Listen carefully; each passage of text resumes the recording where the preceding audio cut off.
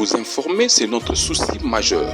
Pour toute information politique, culturelle, sportive, abonnez-vous sur votre chaîne Bibiche Mbombo officiel. Bibiche Mbombo officiel, l'information à temps réel.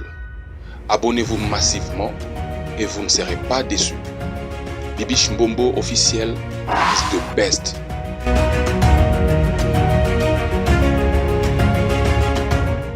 Mboko yo Congo, Mboka bakoko batikela biso. Merci beaucoup en tout cas. Merci à vous les abonnés de Bibiche Mbombo officiel. Est-ce que ça va chez vous? Si ça ne va pas, ça ira par la grâce de Dieu vous informer. C'est notre souci majeur. Partagez, aimez et commentez. Sans oublier la cloche de notification. Merci en tout cas. Bino Matobozara fidèle, la chaîne Nabiso. Merci, merci, merci, mille merci pour la confiance au beau Pesa Biso. Ok? J'espère que vous moni titre de Shawana, télévision et radioté, Bandeko, Makamwezoko Makaka Ndongo, Makamwezoko Maka Somo Namboka Nabiso. Oh Jésus, soutiens ma foi. Lobezaki Goma, Lelo Eza Bukavu. Donc, M23, commune à Bukavu, donc, Eza Mambouya Solo. Le ministre de la Justice, Constant Moutamba, a confirmé Yango, et le communicateur, le ministre de la communication ou du média, je ne sais pas, Patrick Mouyaya, il a confirmé que M23, Bazali, en tout cas, il faut voir sa stratégie pour Bengana, Banguna, Nakati Mboka na biso. Donc, ils ont concerné Likambo Mboka, s'il vous plaît, Totelema.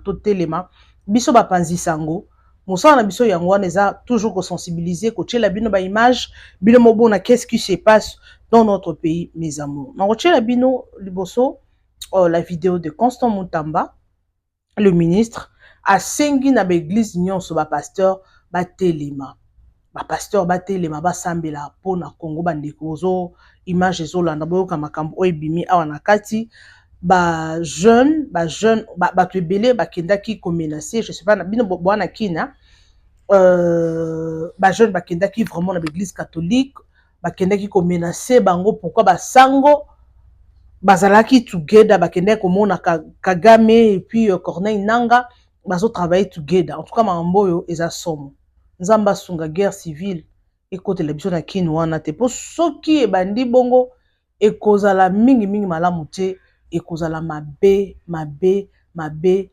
makasi. Alors, sans plus tarder, boyoka eloko oyo le président Félix Tshisekedi aboyaki kopesa Kagame. En tout cas, image misato eza somme. Installez-vous déjà dans le mood de l'émission. Prenez quelque chose à grignoter, un verre de jus, je ne sais pas, de l'eau, ou melanini, ou melaracha pembeni, boaka remonte. Pour ça, Makelele était concentre-toi. Tout l'anda image au together. Parce qu'ils ont concerné Mboka. On peut parler de futilité, mais Mamboyo, ils ont concerné Mboka. Toro lia na biso, matembele, na kimia. Mais soki to bito lia ba soso chaque jour, tu n'as pas la paix. Ils ont malamu mingiti. Alors nous avons besoin de la paix dans notre pays. Ok? Télévision et sa radioté. Alors, let's go. Bazui Masisi, Bazui Goma, Elelo pe Bazui Bukavu. Et na moment nazolo belabino, bazo boma, bandeko na biso nyonso, ba leader nyonso, ba pasteur nyonso.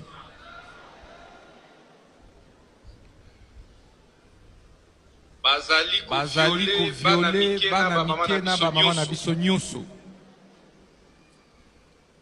Na boinde tolobi, l'armée la plus forte et armée céleste.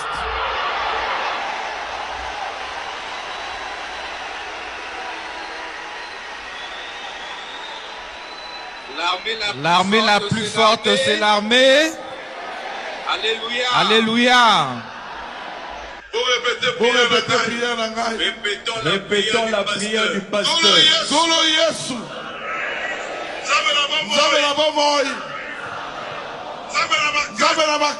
Bomoni ba tambukiti bakomi côté à Bukavu.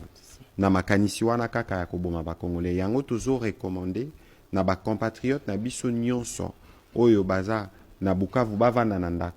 Ba s'exposer te parce que to yebi ndenge bato wana ba opéraka. Bazaka na gâchette facile, ba rotuna yo moi 1 l'air yo le bide ba beti masasi parce que baza bango na molimo moko kaka oyo ya domination, oyo ya occupation na oyo ya moyibi. Yango nazo rappeler que awa bitumba oyo tokolonga ngo kaka soki toza elongo.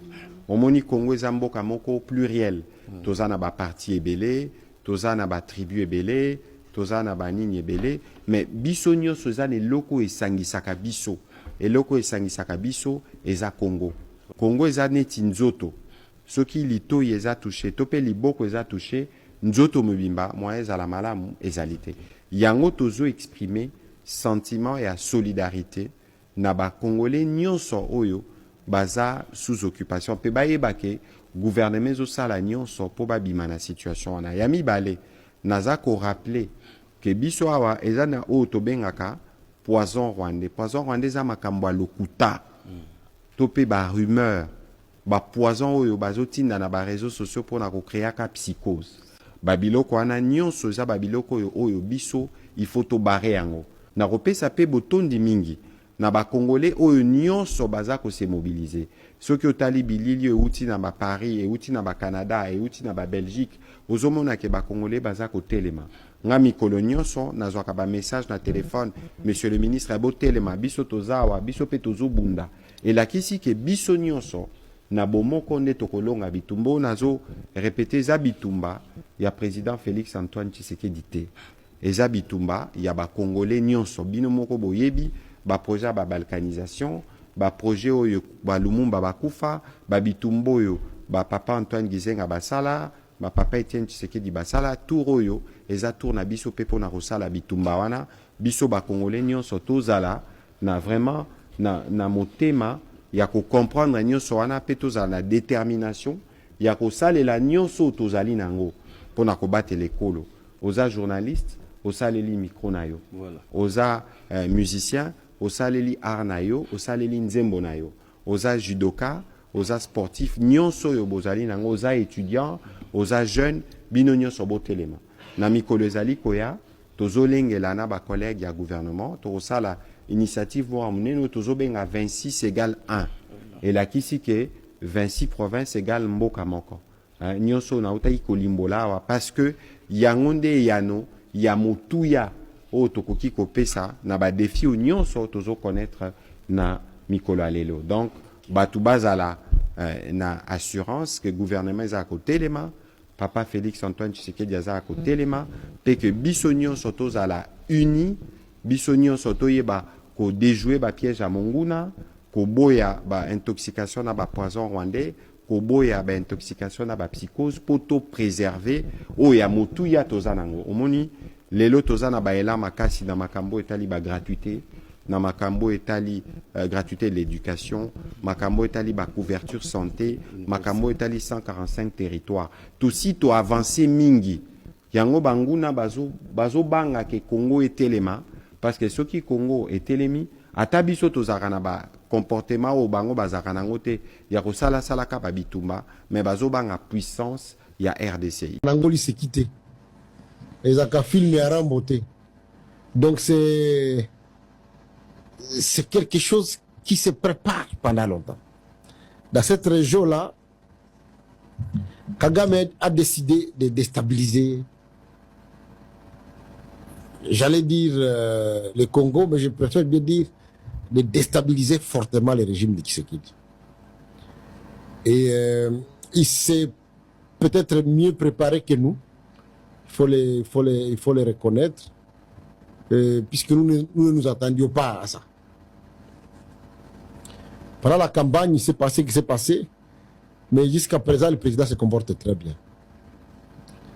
Puisque le président a décidé de dire que cette guerre, on ne va pas la terminer comme les autres guerres.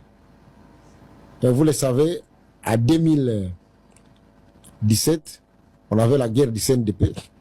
On l'a terminé par l'accord du 23 mars.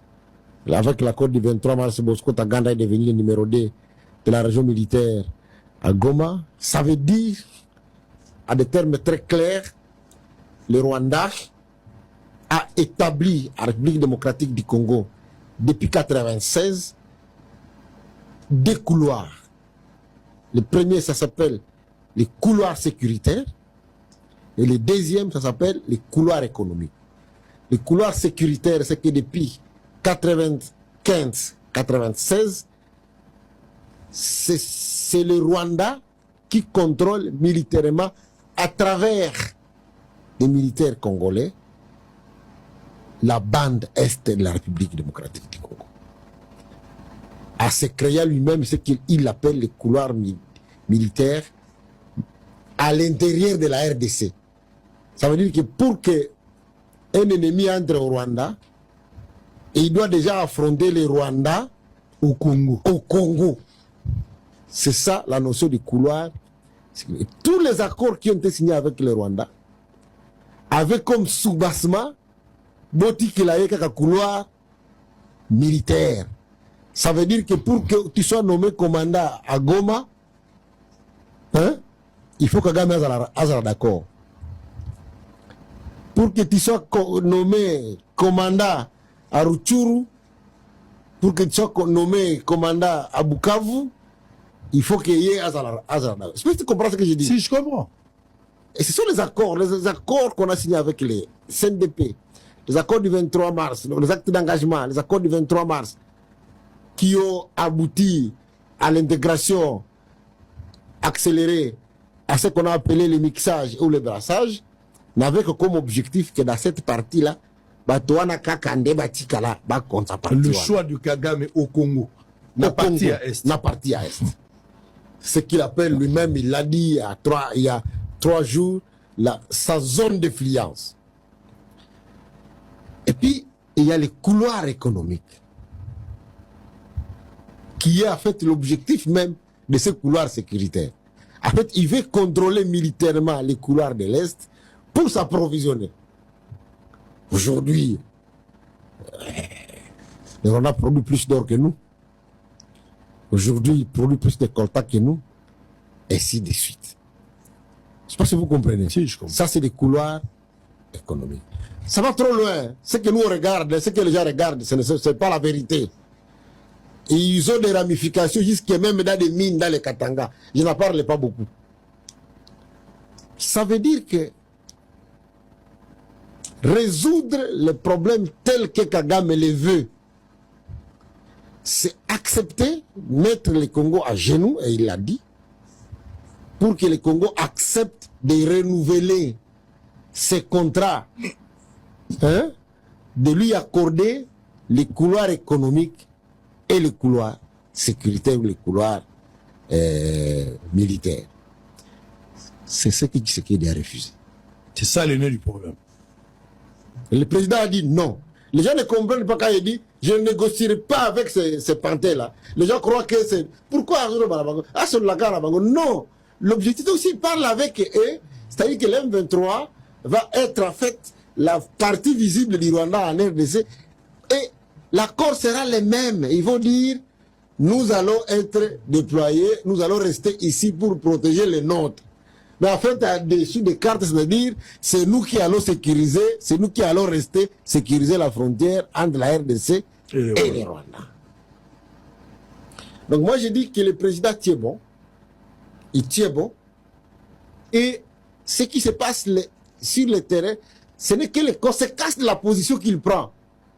Donc le Rwanda essaie de pousser trop loin pour l'amener à dire, en tout cas, je peux vous accorder momentanément ce que vous avez. Donc ce sont des moyens de pression que le Rwanda crée. Le Rwanda utilise pour contraindre le chef de l'État à accepter ce que Kabila avait accepté depuis avait toujours accepté depuis ces deux couloirs-là. Les deux couloirs-là. Économique et sécuritaire. Économique et sécuritaire. Voilà ce que je peux vous dire. Maintenant, quel est le problème que nous avons? Moi, je l'ai dit, je n'aime pas trop parler. Bon, les gens m'ont beaucoup dit non. Chaque fois que tu parles de cette histoire-là, le problème, c'est que nous nous battons contre des ennemis. L'ennemi visible, qui est l'armée rwandaise avec les quelques officiers qu'ils ont recrutés, qu'ils appellent M23 ou AFC, je ne sais pas. Et les agents invisibles qui sont à l'intérieur de notre armée et qui travaillent pour les Rwandais. Qui ne sont pas forcément les gens que vous croyez. Puisque ici, nous, quand on voit quelqu'un d'origine rwandaise, on croit que automatiquement c'est lui, l'agent de... Non, si vous comprenez. De Kagame. Ce ne sont pas forcément les gens que vous croyez. C'est d'autres personnes qui ont été placées à des fonctions, qui ont été commissionnées à des grades, qui ont été nommés généraux par l'entremise de qui? Du Rwanda, qui sont dans notre armée. Ils ont été portés par le Rwanda. Pour devenir ce qu'ils sont. Et donc, ils sont toujours au service du Rwanda. Et c'est une équation très compliquée à régler. Puisque tout ce que vous planifiez, c'est connu d'avance par l'adversaire. Ajoutez maintenant à cela notre plus grande faiblesse, l'immoralité. L'immoralité, quand ça entre dans les... Quand je parle de l'immoralité, c'est la recherche effrénée de l'argent. Les gens sont prêts à tout pour avoir de l'argent. L'immoralité. Batindio qui ne somba masasi, au lieu où somba 50 boîtes, au sombi 5 boîtes. Hein? Batunio, le nombre de gens qui sont dans ton unité, au lobby baza 100 pour que vous en mongo. Merci beaucoup les amoureux de Bibi Choumbombo officiel. J'espère que Ngaina Bino Tolandi, Biso Nyonso, Constant Moutamba, le ministre, a sengi na batu nyonso ba prier pour na Congo parce que na Bukavu et comme ils sont. Donc Goma bazui Bukavu bazui déjà oyo comme mambo somo. Sikoyo ngona zo lingana ye parce que gouvernement zo zelani pour batinda ba armée. Pour batinda ba soldats, oui, ba soldats bazakuna. To moni ba soldats bazokima. Na moni soldat mo asali selfie. Azo sala loba. Voilà. Soldat zo loba bige nene sabo ekutu ba futa biso bien te. Ngana na sabo na tiki na ngai. Na tiki na ngai. Soldat sundoli teni akenai. Bon, baso ba disposition, hein. En tout cas, président Félix Fachi Béton, bozo ba disposition pour makambo oyo esila. Je sais que ce n'est pas facile. Nzamba sunga makambo oyo na Congo na biso esila makambo ya bitumba oyo. Congo eza ya biso. Toko lingate ba M23, ba ya ba botolo la biso ba dominer te e osimba te. Biso nyoso to telema, oui, to boy, régime Tshisekedi, eza mabe, bazo sala boye, Fachi azo sala, je sais que batu nyoso ba condamner Fachi. Mais to lingate batu mususu ba ya, c'est mieux que tout Congolais anyoko la biso. Que mutu mususu ou talibanda aya ko dominer na mboka la biso e simba te. To telema. Gouvernement binope, bo sala be fort makasi. Bon, ba soda wana baza wana po ba bunda bo futa ba bo sala effort bo kene ko évacuer bato déjà ba koti na Bukavu wana na Goma kutu koloba te kuna ba nommer déjà ministre. Mais lobi na ki discours ya président na ki on mais na koka ko save ngote na le discours ya président azoloba atindi gouverneur asika na Bukavu quelque chose comme ça, mais fallait na save vidéo wana po na bino. Mais nazo ki temps ko save ngote parce que ezaki audio donc tellement natala ki on a butu makasi donc nazo ki temps ko save vidéo wana ti ceux qui déjà ba commis déjà ko nommé ba gouverneur déjà na ba ville wana et sili déjà mais et silité parce que Congo eza munene ezaka deux provinces wana o bazui te Congo eza munene 26 provinces c'est trop eza munene non bazui na bazui grande partie à Congo te alors o bazui wana totika bango te ba progresser. Alors biso to koloba na biso to boyi botika mboka na biso tolingi kimia mais bato ba ko agir c'est le gouvernement il faut agir Gouvernement de, il faut étendre ba soldats. Gouvernement de, il faut étendre armée et quitte sur les terrains. Ba kende ba bunda ma fara. Biloko bazo éviter ko bunda wana parce que Congolais nda kokufa. Surtout ceux qui bitumbane salimika na ville wana. Po bango nde basabe ba signer na bango.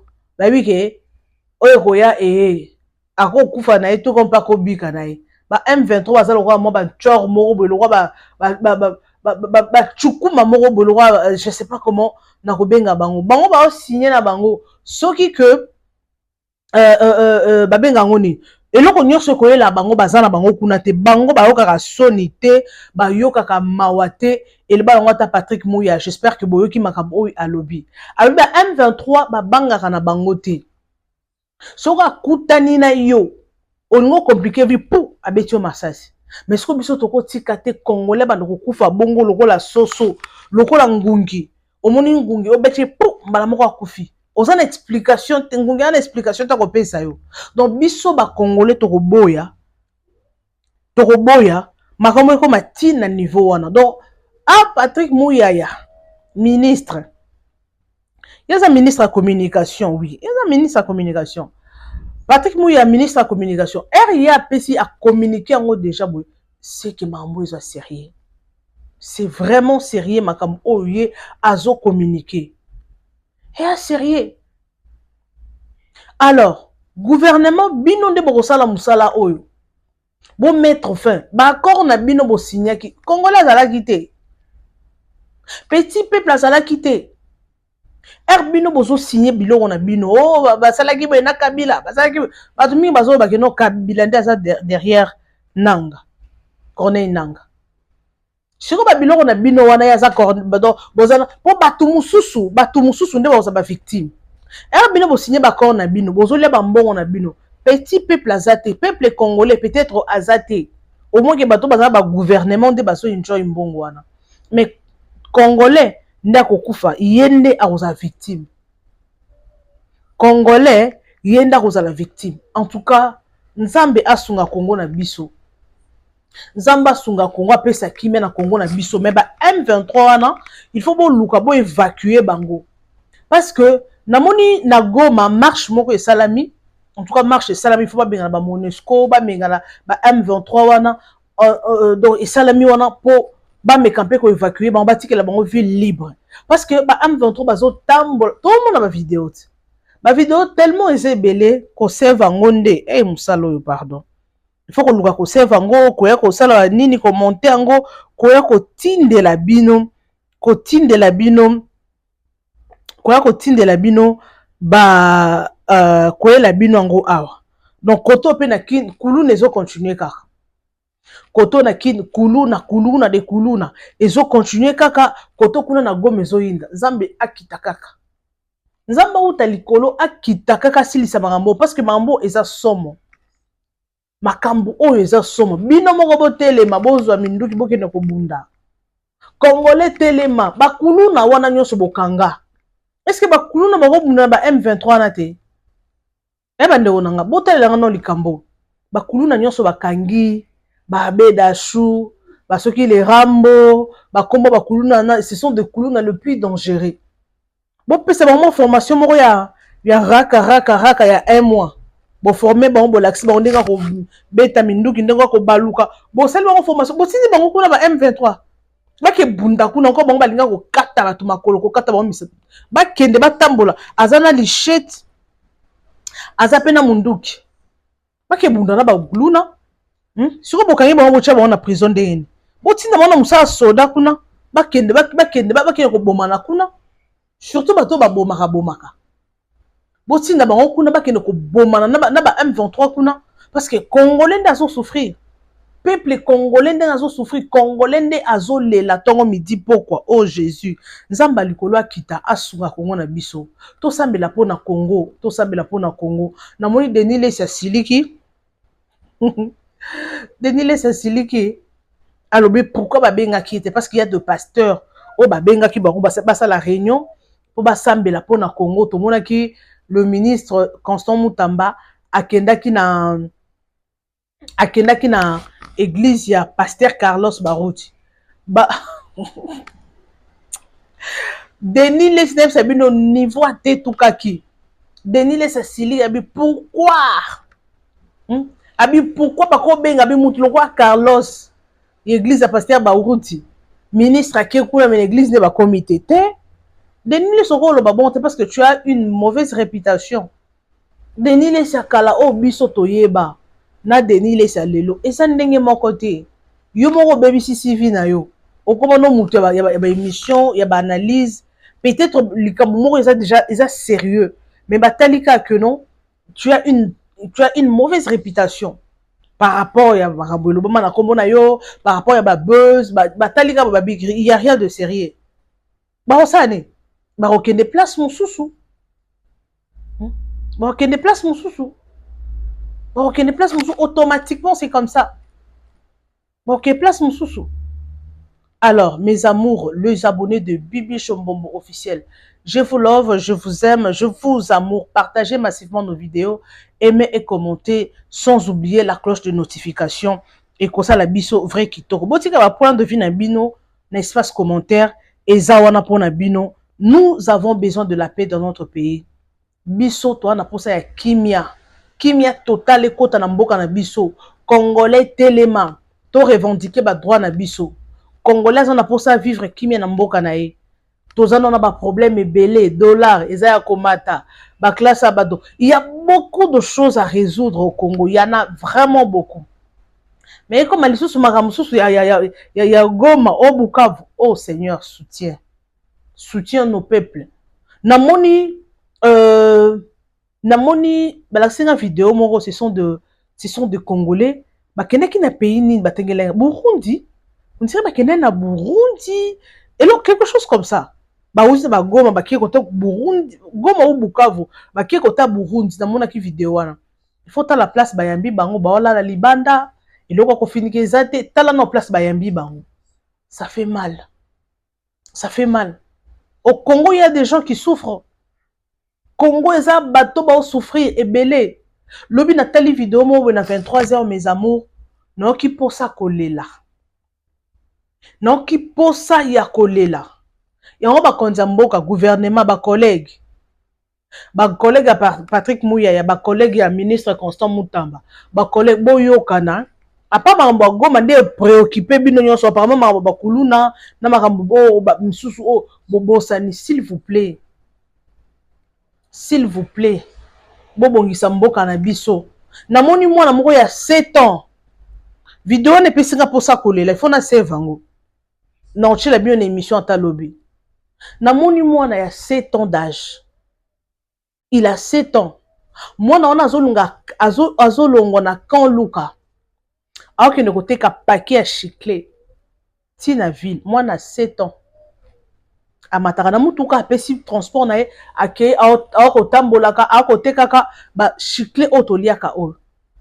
Namoni image wana quelle boule. Na ozwa vidéo na fona la bino na laksabino. Donc, Azarasoka teki, azui transport, akiti na bandal, à partir de bandal, bandi makolo. Si ake pa bango. Papa bango akufa, maman bango soki akufa, soki aza soki nini, azaka na koko na bango. Koko na bango pe akoli, moya kosala, ezate. Ne mwana na ya 7 ans, je vous dis. Mwana 7 ans, aza mwana âge ni. Mwana 2014 de. 2014, 2018. 2018, yeah, moi en 2018. Moi en 2018, awa. Mais azo bima, aoke teka, ake koteka chiclé. Motema nange senyaki. Nabi Seigneur, pourquoi? Est-ce que koko wana zana bande côté? Maman na yazaki na bande côté? Papa na yazaki na bande côté? Aska ka yemona koko nena moki na olinga na comprendre non ki motema nange zo senyi balati mwana wana ndenga zo kene sko ba tout n'est pas zo répondre pona na teka pona yesa koko na bicho ya muto sunge na motema senyi bandeko na ebité quoi faire boko na quel boule mag bomona vidéo wana bato mitema mama bo meka kosunga mwana wana s'il vous plaît boza numéro quel book mag quel boule magazine quoi. Bon me ko benga aux moins 50 mois ça bo benga mona na bo su mona na za 7 ans. Ah ça mona ba première deuxième primaire. À cause la première ou deuxième primaire. Donc qui passe à comprendre que au Congo, il y a des gens qui souffrent. Ça fait mal. En tout cas, Nzambe Asunga, Congo na biso ape sa kimia. Donc, les news est concerné biso, on n'a pas de choix, on doit le faire. Alors, merci beaucoup, merci énormément Nabino, ba abonner à Bibi Chumbomo officiel, pour partager, pour aimer, pour liker, pour commenter, et aussi la biso vrai qui toque. Alors, pour aujourd'hui, on s'arrête là. On se retrouve next time avec un nouveau numéro. Bisous et bye. Vous informer, c'est notre souci majeur. Pour toute information politique, culturelle, sportive, abonnez-vous sur votre chaîne Bibiche Mbombo officiel. Bibiche Mbombo officiel, l'information à temps réel. Abonnez-vous massivement et vous ne serez pas déçus. Bibiche Mbombo officiel is the best.